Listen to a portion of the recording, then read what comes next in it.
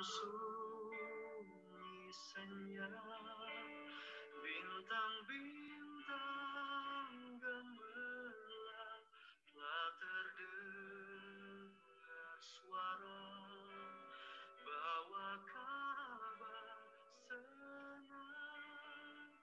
Yesus Juru Selamat datang di Betlehem. Yesus Juru Selamat datang di Betlehem.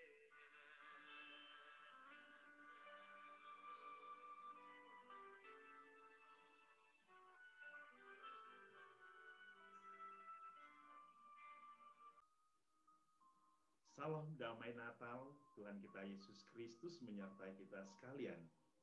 Salam jumpa kembali bersama saya dalam renungan harian dalam masa Oktav.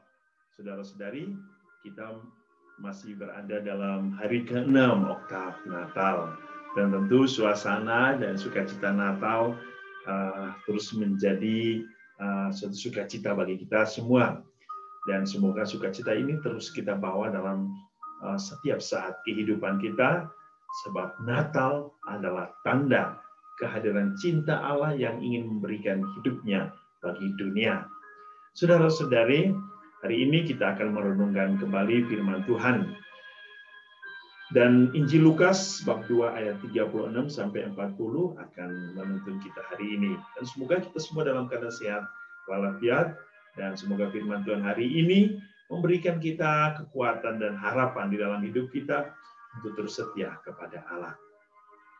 Marilah kita diundang untuk mendengarkan firman Tuhan. Inilah Injil Yesus Kristus menurut Lukas. Ketika anak-anak Yesus dipersembahkan di bait Allah, ada di situ Hana, seorang nabi perempuan, anak Fanuel dari suku Aser. Ia sudah sangat lanjut umurnya. Sudah kawin, ia hidup 7 tahun lamanya bersama suaminya. Dan sekarang ia janda dan berumur 84 tahun. Ia tidak pernah meninggalkan bait Allah dan siang malam beribadah dengan berpuasa dan berdoa. Dan pada ketika itu juga datanglah ia ke situ dan mengucap syukur kepada Allah dan berbicara tentang anak itu kepada semua orang yang menantikan kelepasan untuk Yerusalem. Dan setelah selesai semua yang harus dilakukan menurut hukum Tuhan, kembalilah mereka ke kota kediamannya, yaitu kota Nazaret di Galilea.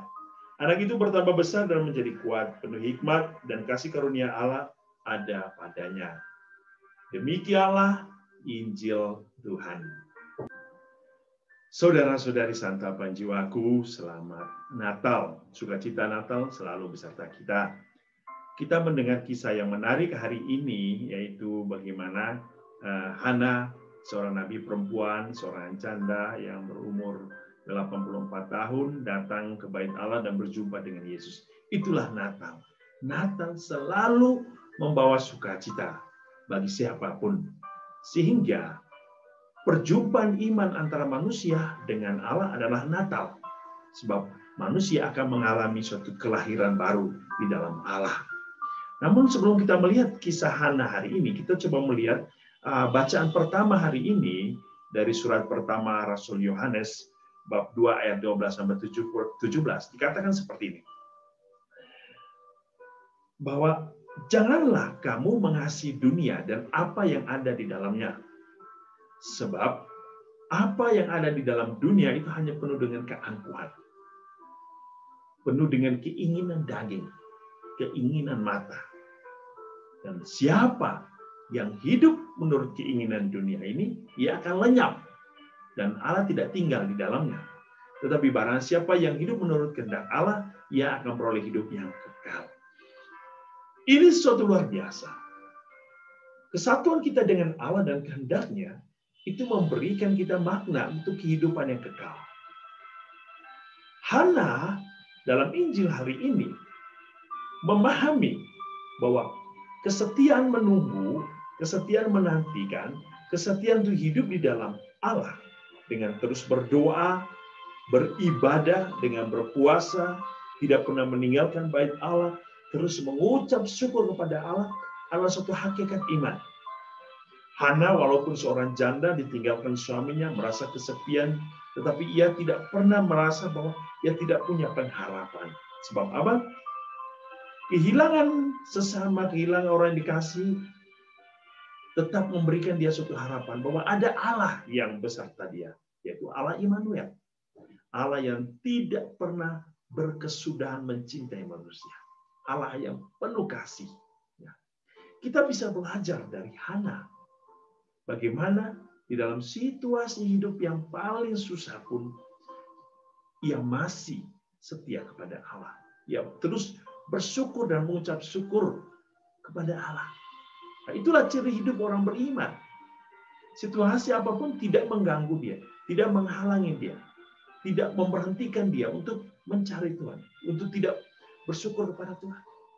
Dalam situasi pandemik saat ini, situasi yang serba sulit, secara ekonomi, sosial, politik, jangan membuat kita merasa sedih, jangan membuat kita merasa tidak berpengharapan, saudara-saudari.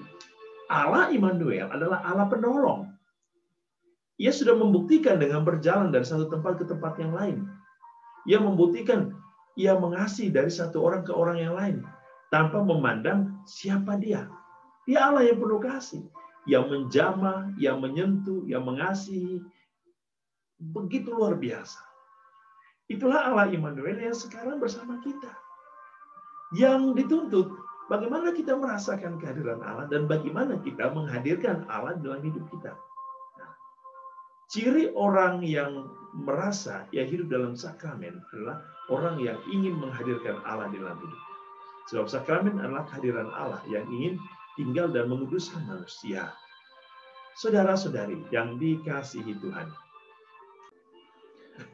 Kisah hari ini melalui seorang nabi perempuan Hana, kita belajar untuk setia, belajar untuk tetap bertekun, tetap taat kepada Allah, tidak putus asa, tetap berpengharapan kepada Allah. Yang berikut, saudara-saudari, pengalaman Natal harus pengalaman iman bagi setiap anggota keluarga. Apa yang mau kita lihat? Apa yang mau kita belajar dari kehidupan keluarga Kudus Nazaret? Ketika kita mendengar Injil mengatakan bahwa di bawah bimbingan Yusuf dan Maria, Yesus bertumbuh menjadi anak yang besar, menjadi kuat, penuh hikmat dan kasih karunia Allah ada padanya. Di sini Injil memandang penting bagaimana keluarga-keluarga Kristiani harus membangun keluarganya dengan cara hidup iman. Agar anak kita itu hidup menurut ciri iman yang benar. Iman yang benar-benar berproses, mempunyai fondasi. Sehingga ketika anak kita yang bertumbuh dalam kehidupannya dari waktu ke waktu, ia bertumbuh dalam hikmat dan dipenuhi oleh kasih karunia Allah. Ini yang kita inginkan dalam perayaan Natal, bahwa setiap keluarga Kristiani harus belajar dari kehidupan keluarga Nazaret, keluarga yang beriman, keluarga yang memberikan hidup mereka secara total kepada Allah. Dan pengalaman-pengalaman hidup keluarga Nazaret harus menjadi pengalaman hidup kita. Keteladanan mereka, kesetiaan mereka, ketaatan mereka, sikap saling memberi satu sama lain, penyerahan diri secara total kepada satu pasangan, kepada yang lain, pekerja keras, ya, hidup di bawah tuntunan Roh. Ini harus menjadi ciri hidup orang Kristiani. Maka disinilah sukacita kita, ya, sukacita. Pengalaman hidup kita mungkin pahit, ada yang pahit, ada yang manis. Tetapi bukan berarti yang pahit tidak ada manis atau yang manis tidak ada pahitnya. Dua-duanya harus ada dalam hidup kita agar kita bisa menikmati hidup kita lebih baik. Tetapi ingat, hidup kita harus bersandarkan kepada Allah yang kekal, Allah yang membawa keselamatan.